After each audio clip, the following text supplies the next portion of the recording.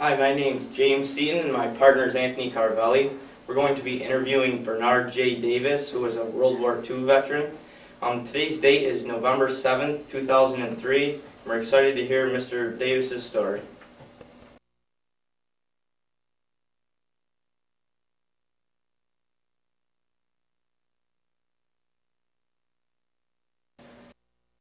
Previous for 9/11 for September of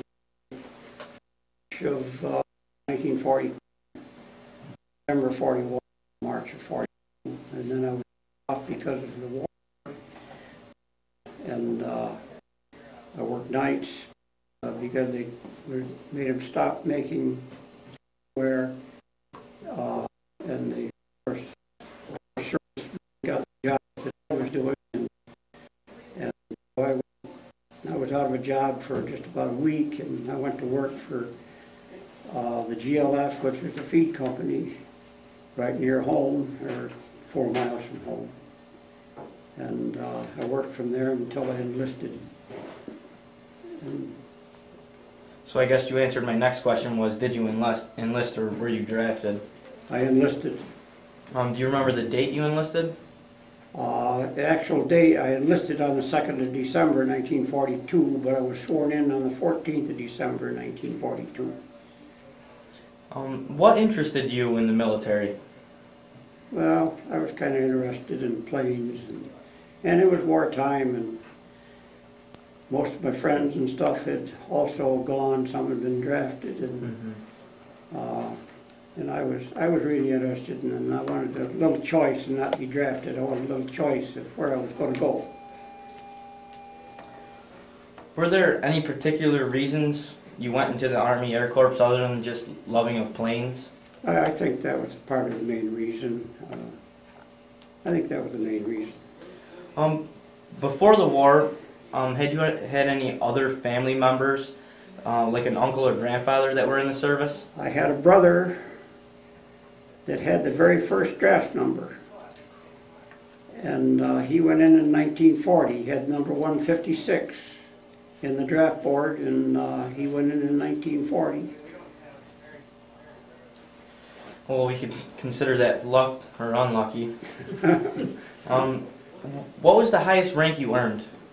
I was a PFC. What did the duties of a private first class entail? Well, you were a little better than a private. The pay was a few dollars more, but I was put in for more, but never received it. So, but it was no big deal. Out of the many campaigns you were in, from Normandy, England, northern France, the Ardennes, Central Europe, and the Rhineland, which to you was most important to war operations? I mean, obviously there's probably more than just one or two. I would say what we did in Normandy was very much, and then when we were in Luxembourg running the emergency airstrip. What did you exactly do in Normandy?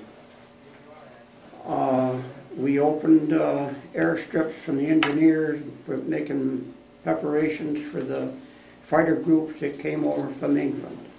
We serviced the planes during the daytimes, rearmed, refueled, and so that they wouldn't have to go back to England. They'd have more time over the enemy territory.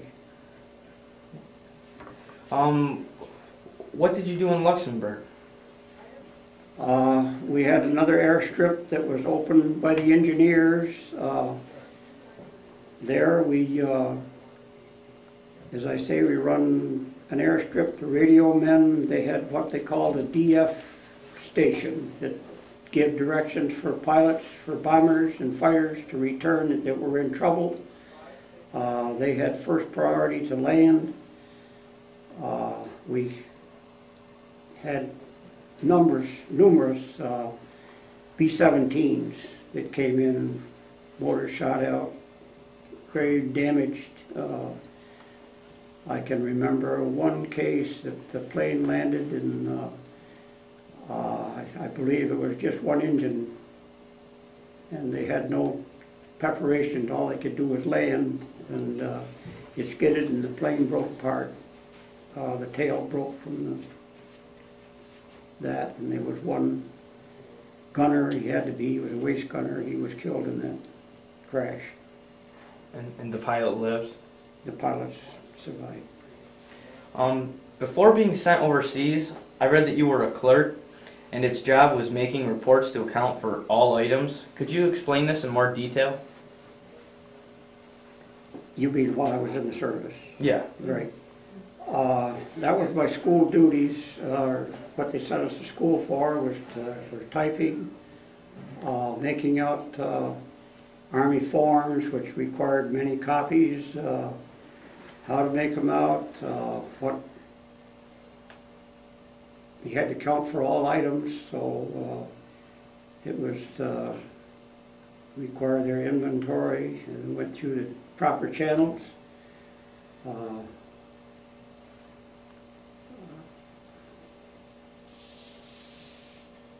Other than that, was ordered supplies for aircraft parts and like that.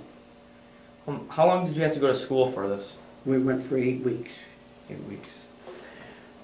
You wrote that you entered England on D9 and you were within artillery range of the enemy. How much of a threat did this artillery bring to you and your unit? Considerable. We had just one Purple Heart. We were very fortunate. My section was in an apple orchard which was surrounded by hedgerows. We had dug our foxholes in hedgerows down, and fighter groups personnel were stationed just over the other hedgerow, and that's where they had some injured, and I believe it was 2 or 3 killed from artillery fire. About how far do you think they were away? The other group? Yeah, the artillery that was bombing you. Oh, I would say a mile. When your unit captured a pilot who had bailed out on his plane and the plane had hit the mail center and offices, what kind of effect did it have on your unit? Well, they were, I think maybe the first impression was they were scared, but still they give and by the way, the pilot was very young. I wouldn't say he was more than 16. And they treated him with respect, and the medics were right there to aid him from our outfit from the moment he hit the ground. When it crashed into your buildings, did it hurt at all your communications, or was it just sort of a mental? No, just you wrote that many times your unit was bombed, and also at many different places. Where was the heaviest in which your unit had to make it through?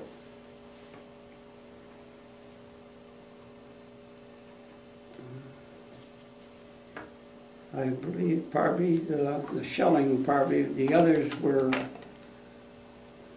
they dropped bombs on the runways. They didn't really hit personnel. It was just trying to interrupt the runways where they dropped the bombs.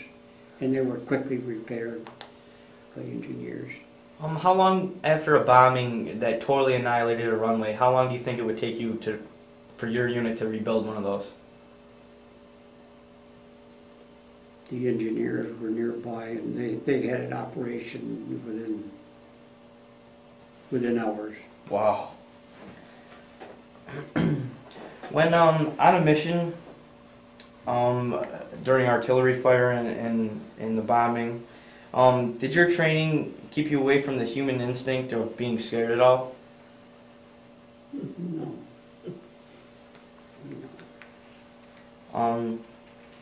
So as your unit was always first to take the airbase, what did this show about the character of your unit and yourself? They were one heck of a bunch of good guys. They were there for duty, and they performed it well. And I'm sure if they could totally reconstruct an airbase in hours. Wow. You wrote that you needed to dig foxholes for protection. Were you alone in these holes, or were there 2 men per hole or such? my unit they dug their own, and, you know, because we had to, at this one base, we had to sleep in the foxhole and the whole business, and they did make some real elaborate ones. The guys filled sandbags and rounded them up over, and even put sandbags over they found material that probably 2 or 3 stayed in one. But mine was just, they were all personal. There was only 6 men in my section, and we were separated most of the time because of our duties as getting supplies and stuff for the mechanics. How did your unit patrol the perimeters of these bases to make sure there wasn't any intrusion? We served guard duties. Of course, there was always other units around, but we stood guard. Well, it depended on, most of them were 6-hour shifts, but when we got into others were 2-hour shifts, double guards. While being overseas, did you have any thoughts about returning home, or was your mind strictly on the war until it was over? Well, I think returning home is always in everybody's mind, but yeah. We had no idea when it would be. Did you receive mail, or could you send mail home the entire time you were there? Absolutely. How long did it take for once you wrote a letter to receive one back?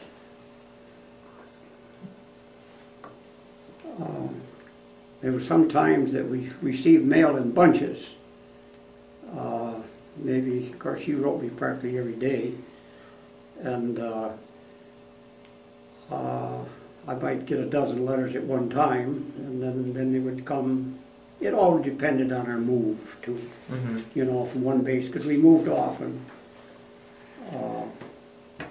We were overseas, what would I say, 28 months, or I was, and we moved 30 times. So.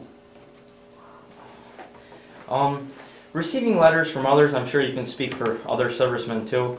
I mean, what did that do for the morale of you and the other soldiers? Everybody was always there for mail call. You wrote that your primary objective was to clear airports and/or bases so our airplanes could be fixed and ready to get back to the fighting. Could you explain this in like a normal, like a whole day that you'd go through? Well, that wasn't a mechanic, as I say, but the planes would land.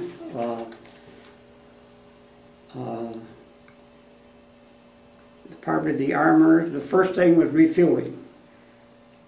The next was inspection for any damage. If of course the mechanics talked to the pilots if they was having any trouble with the planes. They repaired anything, oversaw anything. The armors and the ordnance men reloaded the ammunition, and they were off again. How many planes do you think you saw per day? Well, I can say I see the formation, I would say, of bombers in England. I can say I see the formation of probably 700 to 800 forming to make their missions to bomb in Germany. Fighter planes, I would say we probably serviced on the average of 50 to 60 a day. Wow. Who was your commanding officer? His name was Major Albright. He passed away last September, or a year ago September, at 94. Had you remained in close contact with him ever since the war? We didn't have a reunion until we had the 50th anniversary in Savannah, Georgia in 1993. That was the 50th anniversary of our activation. He was our commanding officer for the complete time of the 81st Airdrome Squadron until after the war. Can you convey how much respect your unit and the soldiers around you had for this commanding officer? Well, they respected him very much. He was a graduate of Ohio State, and he was on the ROTC at Ohio State when he was in college. And in fact, we had another officer. He was also a graduate from Ohio State. He was the officer that I also drove around in the Jeep. It was Captain Robertson. He was a graduate from Ohio State. During the war, was your relationship with the officers strictly professional, or did it also gain a friendship now that both your lives were equally at stake? As a general rule, the officers were very respectful understood the enlisted man, especially in our outfit. They did. They were housed by themselves, but still they were respected the enlisted man, and I can think, unless, like the cut-up times, they never got very strict. I can remember the winter of 1944, my Captain Robinson, which he was the captain of our section, he was also the transportation officer, coming to our tent on Christmas morning in St. Dizier, and I might just well say it, we all had a drink together. And he brought the drink. Sounds like a very nice guy. He was, and he's still alive. He lives in Findlay, Ohio. Do you talk to him every once in a while? Oh, yes, yes. I've always wondered, what is an LST ship? It's a landing ship troop or a landing ship tank.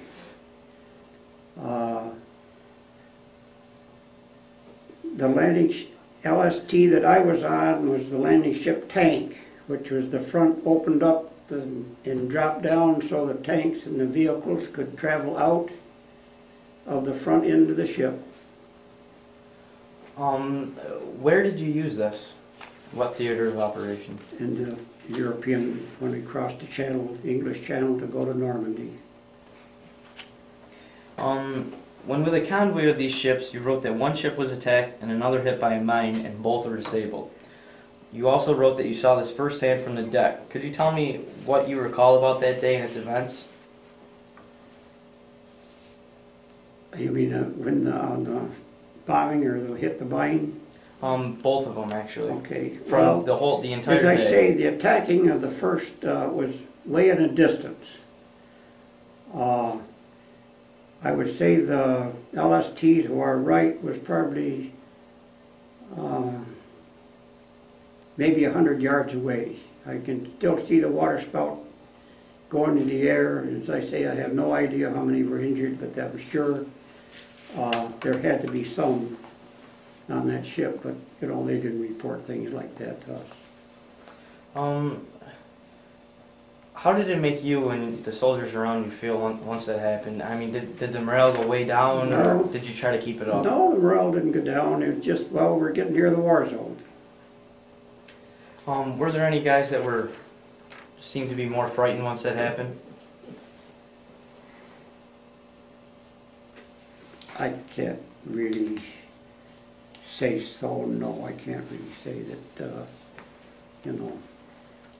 everybody hung together very well, and I can remember we had an older fellow, and I was always wondering why he was never transferred out. I just got word that this man passed away. He was from Alabama, but there was this older man, and on our march up the beach and through Normandy, this man carried his own pack plus this man's pack on his back. He carried it for him.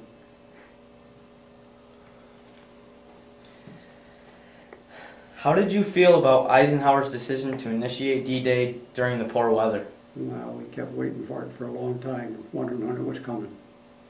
So you're almost anxious then? Right. German planes and American anti-aircraft. German planes were overhead on Omaha Beach, and anti-aircraft followed these planes. What do you remember about this walk across Omaha Beach? Well, I think probably the fireworks that from the tracer bullets and the shells, and of course this was the searchlights that pick up the planes and they would shoot at them, and I mean they would just follow this plane right down the length of the beach. Did you know actually what happened on D-Day at Omaha before this? No.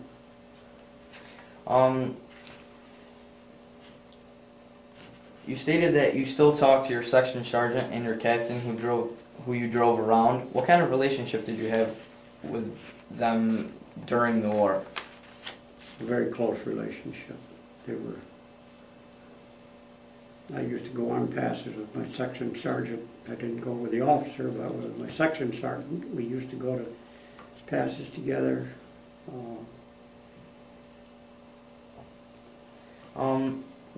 What do bronze battle stars, what do they signify? They signify that you've been in this combat zone. We received, our unit received 5. After you receive 5 bronze stars for your ETO ribbon, the 5, then it's changed to a silver star. So a silver star signifies 5 bronze battle stars? Right. That was my next question.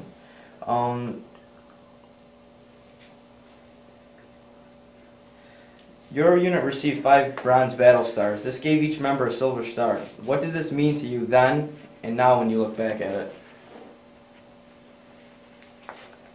I am very proud of it. We often wondered why we didn't get one for Southern England. The outfit that I came home with, they received 6 and they got one for Southern England, but they were an aircraft outfit, so that was probably why they got one, because they stayed in one position and they were there. We moved all over England, so that's why we didn't get the one for Southern England. Your unit also received a signed commendation from General Wayland for retrieving an aircraft under enemy fire.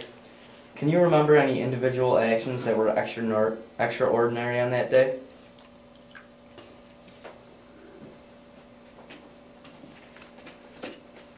Well, our commendation from General Wayland probably covered a period of several days, probably because this recovering aircraft and stuff went on for a continual length of time. Had you ever met General Wayland? No. I know he was a very high up officer. Do you remember the day you received the commendation?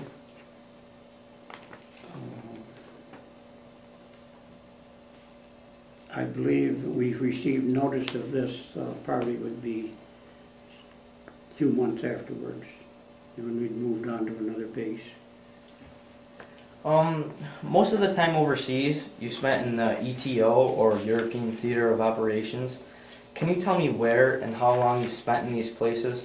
If you could, details would be awesome. We probably averaged about a month at each base. There was one base in Warmingford that maybe we were at for about 2 months. I would say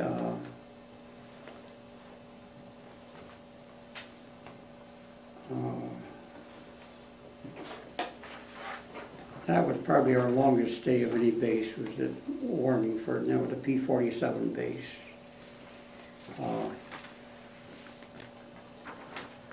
What was the P-47 base? It's a fighter. It's the Thunderbolt. The P-51 is the Spitfire, and the other one is the P-38 now. Lightning fighter. Can you remember any individual battles or mishaps your unit had to overcome?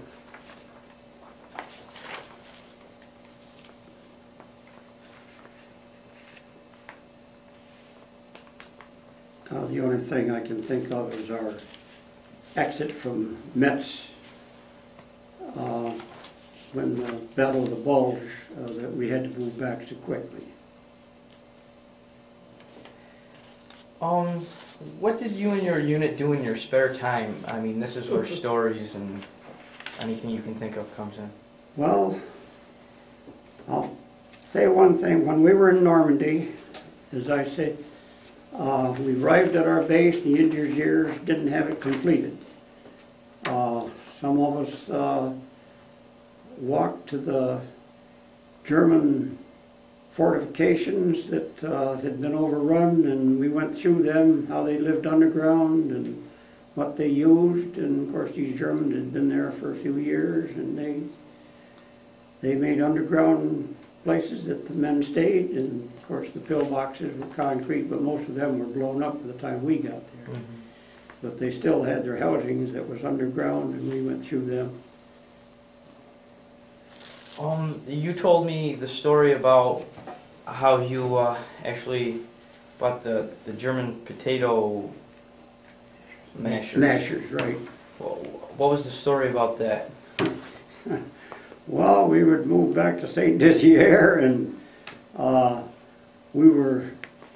planes couldn't take off because there was snow on the ground, probably about a foot of snow. The fog was thick, so that they couldn't take off, and you know, everybody was something to do. And we found this river that had fish in it, and they found these German potato mashers, which is the German hand grenade, and we went down to the river and we threw a few in, and the fish floated to the surface, and we had fish dinners on our own. So during this time where you'd spend with your unit and where you weren't actually on missions or rebuilding the airports, what are some of the kind of things that you did just in your normal spare time?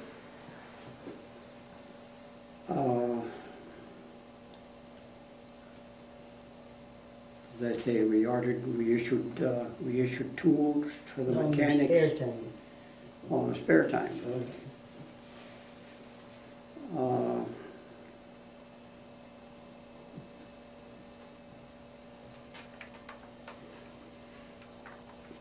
Well, probably played a little cards, poker, something like that. I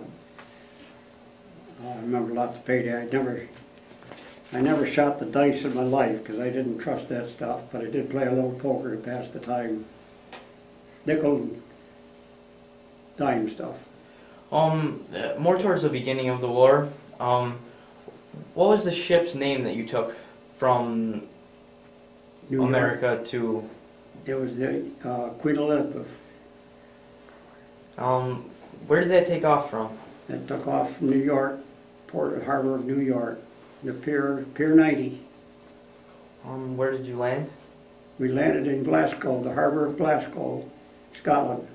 On the afternoon of the 25th, we left New York the morning of August 20th, and we arrived in Glasgow in the afternoon of August 25th, 1943. Why didn't you land in England? We didn't land in England because there was only two ports that were large enough for the Queen Elizabeth dock, and that was Southampton and Liverpool. And both of them were in bomber range of the German bombers, so they always took it to Glasgow.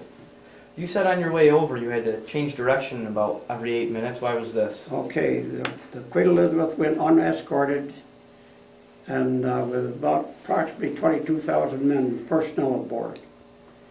And the story was that it took a German submarine 10 minutes to line up for torpedoes.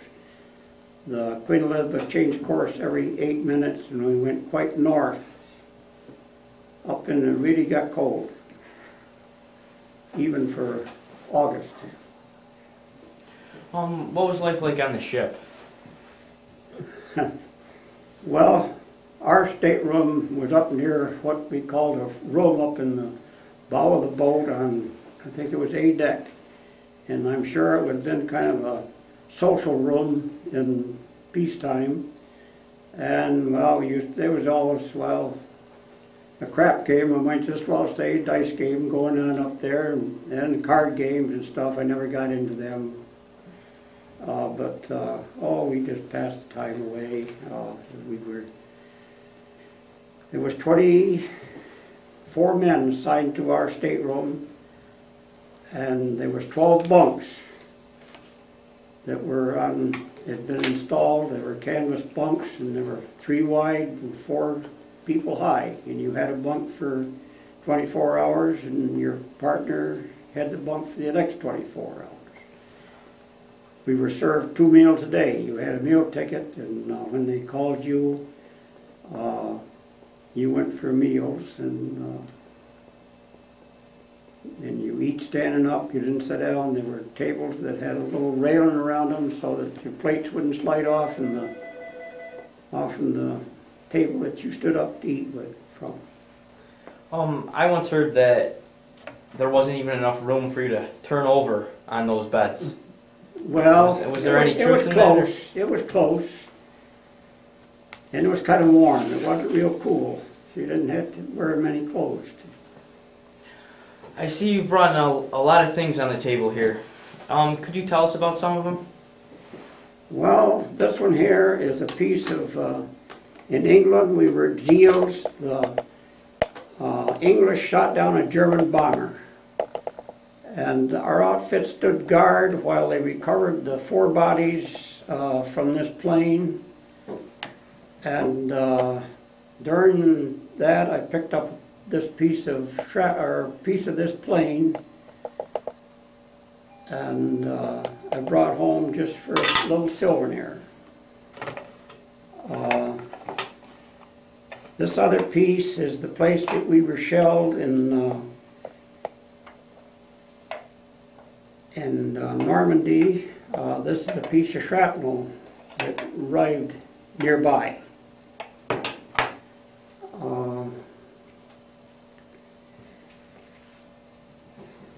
At our airstrip in, well, I'm going to name, this is a picture of my captain.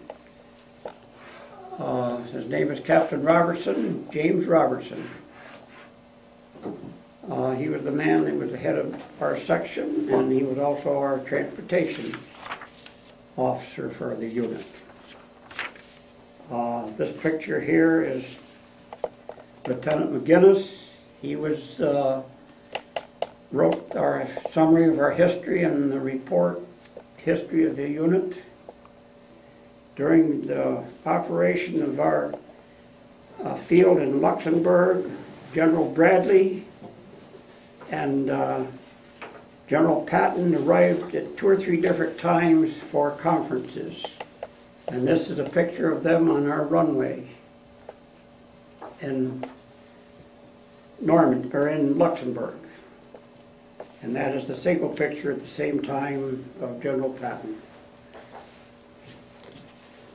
When we went into France, each man was issued a booklet on a pocket guide to France. Every man that was on the invasion was issued one of these books.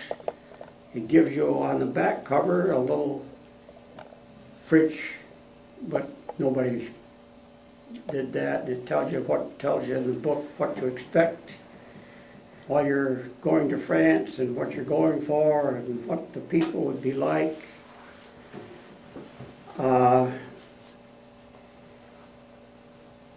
Following General Patton's army was the 19th Tactical Air Command.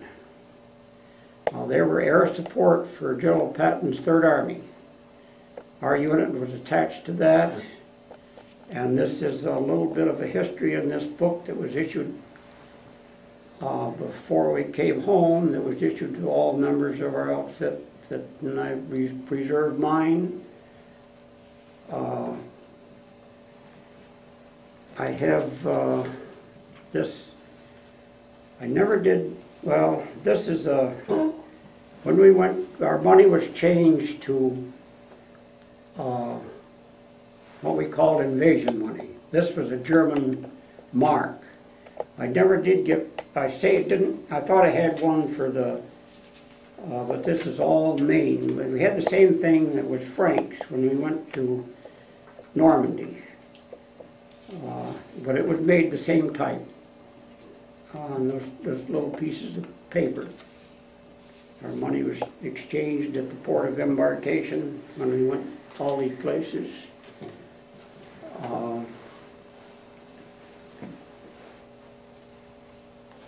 Let's see, showed you that. When we were coming home, our unit was staying for the Army of Occupation. So we were transferred. They went out in separate groups, but ours was the largest group from our outfit. Our outfit, as I stated, had 264 enlisted men and 11 officers. There was times when we were in Normandy that we had above this number because they transferred in their own air control officers for a short period of time because they were more used to their units and that was their specialty. When we were ready to come home, as they transferred into the 204th Automatic Weapons Battalion, we were sent from Wiesbaden, where our outfit was located at Y80. We went to Cologne, which was a German, it had been a German place. There was a hospital in the place. There was the barracks that we were put in. There was another building, plus there was a warehouse. In this warehouse they had many German uniforms. I cut these off and some of those uniforms just as a little souvenir. It shows the swastika that I'm not proud of, but it's a souvenir. From there we were in Cologne about a month, from the 12th to about the 12th of November. There we were put on trains, and these will show, I am in this picture here, that's me right there. And again, in this picture here, it shows the boxcars that we rode 3 days and 2 nights to arrive in Le Havre. They would stop the train for a rest call every few hours. We would stop the train late in the day, and they had points out that they'd serve us a hot meal. And we went on. We arrived in Le Havre on the 19th of November, or no, not on the 19th. Before the 19th, we were there about 5 days. And Camp Philip Morris, that was more or less just to get us ready to be prepared and to join the boat. We were put on the USS Monticello, which was an Italian ship that had been taken over. It was built by the Italians in 1928. The Americans took it over and used it for a troop ship. There was nearly 77,000 men aboard, plus 600 and something that's listed somewhere of how many personnel was run by the Coast Guard. We were on this boat we sailed the morning of the 19th of November. That evening the sea started to get a little rough, and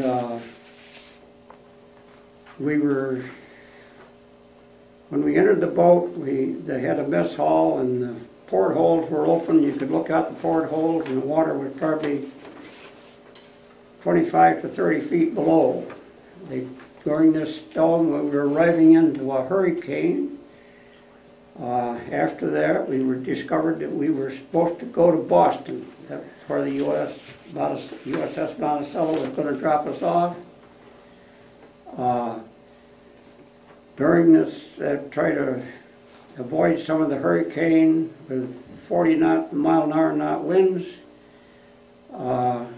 They rerouted us. We changed our route to New York. I have a menu of that they issued that it was going to be for Thanksgiving. It showed us on that Thanksgiving that year was on the 22nd.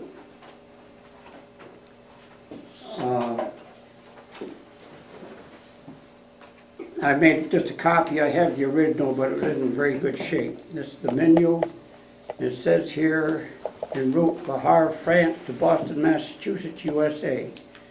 Do you mind holding that up? Thank you.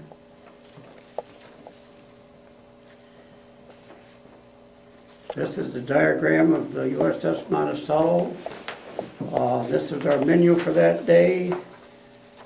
Young roast tom turkey, cream mashed potatoes, turkey noodle soup, giblet gravy, celery hearts, buttered garden peas, cranberry sauce, Waldorf salad, sweet mixed pickles and olives, bread and onion dressing, fresh chilled oranges, and mince pie, bread, butter, and coffee.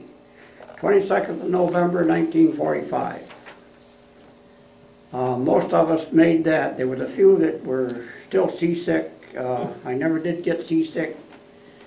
The commanding officer of the 204th AAA Battalion volunteered our outfit to help the cooks serve, which was, I guess, a good thing because the cooks told us how to eat and said that you can come here to the galley and get what food, or you don't drink a lot of liquid. Eat solid food, and I never did get seasick. We went through storms for about 3 days, and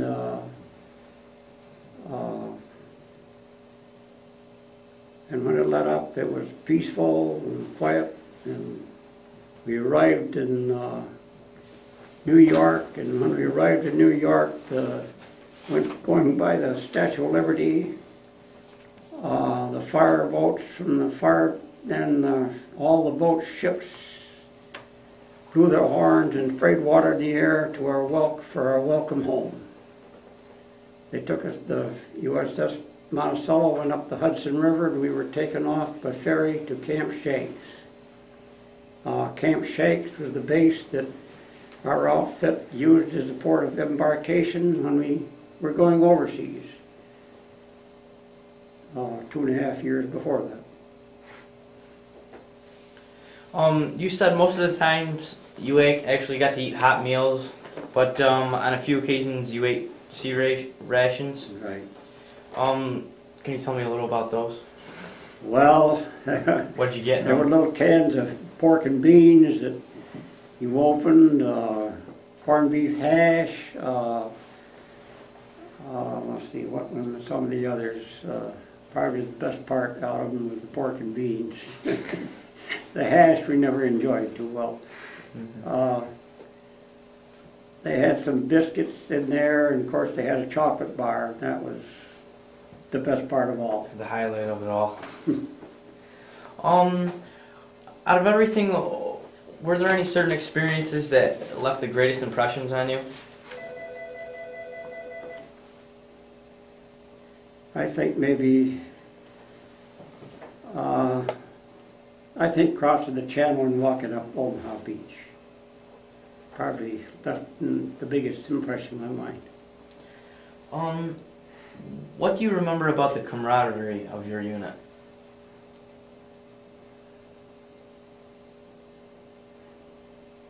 I don't think we had a man in our unit that wouldn't do something for his friend or the man he worked with. I don't think there was a man there that disliked anybody. Must have been a great group of guys. Do you think that in a sense increased the sense of not wanting to let one another down? I believe so. I believe so. We knew what our job was. Each man knew what he could do, and he'd been to school for it. And a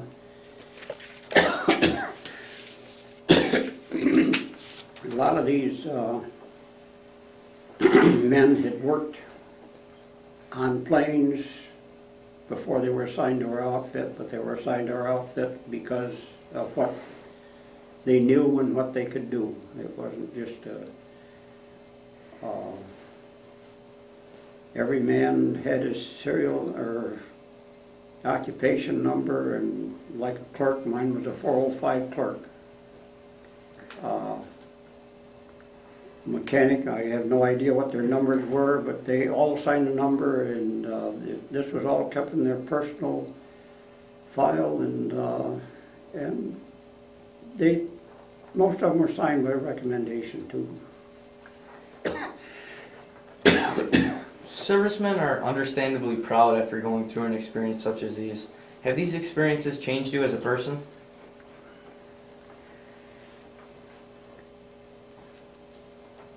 Well, I'm probably not as bashful as I used to be.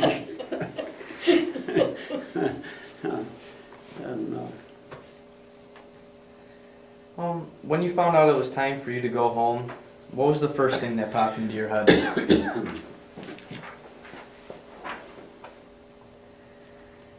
Well,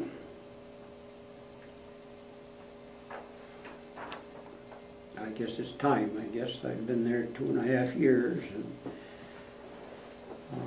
and there's one thing I forgot to bring. What's that? The field glasses, and I didn't tell your students about your friend in the class. In Normandy, we see many deceased Germans. I'm sure he was an artillery officer. I have a pair of field glasses that I removed. He was deceased and he wasn't going to use them anymore. Pair of field glasses. They're artillery glasses. They have a rangefinder in one side of the field glasses, and I preserved them very closely. And I should have brought them to show the guys that, and I'm sorry. I thought of that and I didn't. Not a problem. If you could tell a summary of your entire military career, what would you want people to know? What are some experiences that you think would best show the character of your unit and yourself?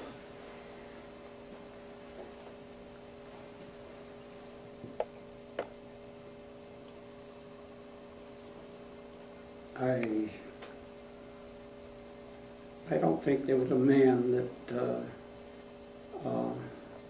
didn't want to finish the job that he was assigned to do. I cannot think of one man that shirked or wanted to shirk from his duty.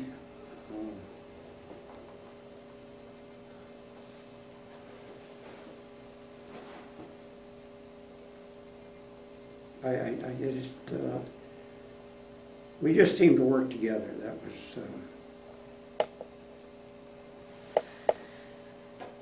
Has the Pledge of Allegiance or the Star-Spangled Banner had an effect on you that makes you proud because you have defended your country? When I hear the Star-Spangled Banner played, and I see somebody that's not standing at attention, with his hand over his heart or his hat over his heart and remove it, it makes an awful bad impression on me. I don't care what time or where it is or when the flag passes. Knowing now what happened on Omaha Beach 9 days before you came up, what do you feel for those guys who went through that? They went through hell. They did. I see the barriers that they had to go through, and they were just trying to remove them when we went. They just made, this was all roped off. You just had to, or I say roped off. You didn't go outside of the path that you were to walk up. All that afternoon we sat just off on the beach. They were exploding mines and stuff that these guys had to pass through. And that was one heck of a hill that they had to go up to, that we just walked over. Took a lot of hard help. A lot of men died going up that hill. That certainly did.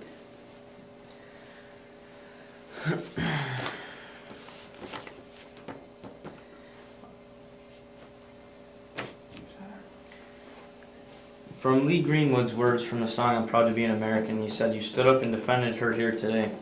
And I believe that's why you can truly say, "I'm proud to be an American." What are any things that you just, when you from the war in itself, that just makes you proud that you went through them? Well, I've always made the remark to my wife that I went through it once, but I would never want to do it again. And I hope none of my grandchildren ever have to.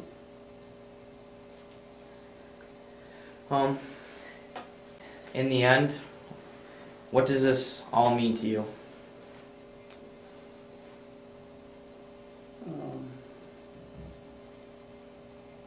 Well, while I was in Germany, I see a lot of the,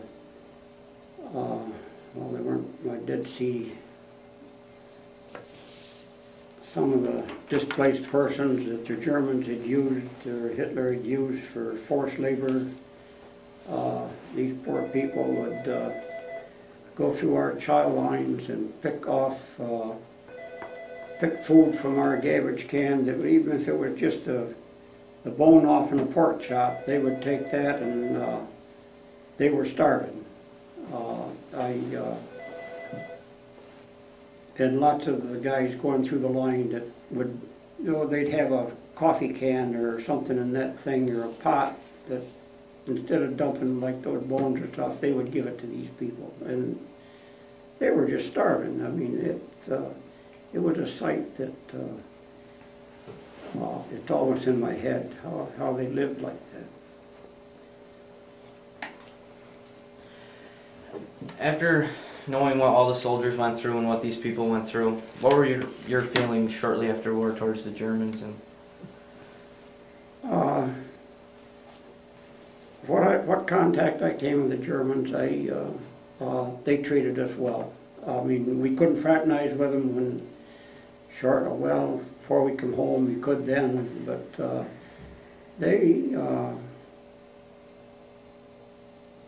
I can't ever remember a case that, of course, we weren't that much contact with them, but still you were to a certain extent.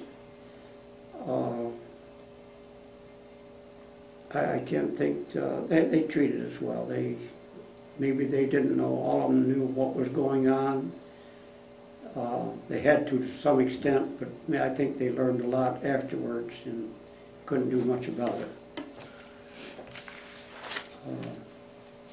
After the acts of September 11th and the war in Iraq, has your views of America changed or remained the same? Well, I might get a little involved here. It's fine.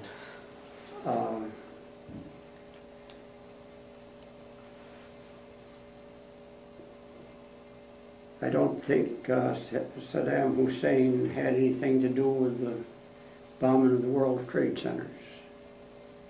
Saddam Hussein was not going to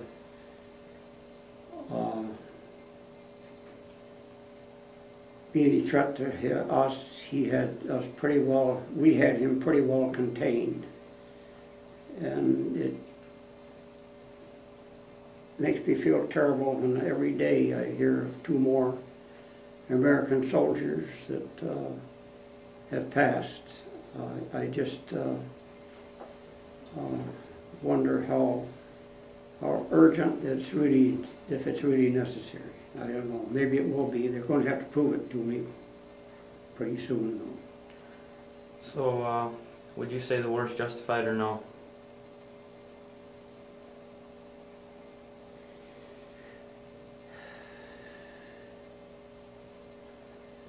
The more I hear every day, it makes a big question. It's well above 50% that I don't think it was hardly justified.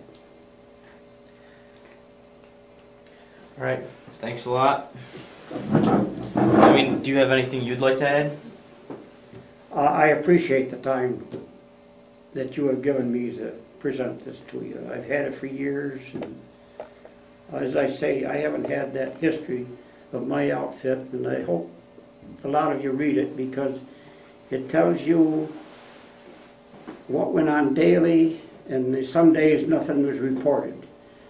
But what Lieutenant McGinnis wrote on the day that, or the day after, for the end of that month, of June 1944, it puts quite a lot in there, and each month's summary after that. Probably don't put it all in there because that was his there, but still it gives us a good summary of which I never knew it existed until that came out. I didn't know they kept that stuff, but it came out of the archives of St. Louis. And we thank you, sir. Thank you. Nice job. I appreciate you guys.